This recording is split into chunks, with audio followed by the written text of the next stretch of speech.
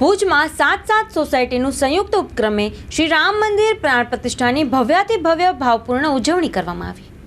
જય જય શ્રી રામ, જય જય શ્રી રામ। આપણે આ અવસરના સાક્ષી બન્યા છીએ। આપણા માટે આ સદભાગ્ય છે। 500 વર્ષના ઇતિહાસમાં કેટલા લોકોએ પોતપોતાના બલિદાનો આપ્યા છે। આ સનાતન સંસ્કૃતિ, આ સનાતન ધર્મને બચાવવા માટે આપણા સનાતન ધર્મીઓએ કેટલી આહુતિ આપી છે।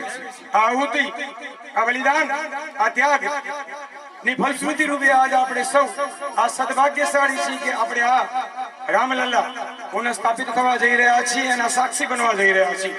અને આ જે ઉત્સવ છે, જે રામોત્સવ છે, જેને મહોત્સવ કઈ રીતે ના બનાવી શકાય, તો એમાં આપણે સૌ તમામ સોસાયટીના સંયુક્ત ઉપક્રમે આપણે આ કાર્યક્રમ રાખ્યો છે, જેના માટે લગભગ એકાદ મહિનાથી પ્રયાસ થઈ રહ્યો હતો। જેમાં ખાસ કરી ઘનશ્યામસિંહ જાડેજા સાહેબ, મનુભાઈ જાડેજા, તમામ સોસાયટીના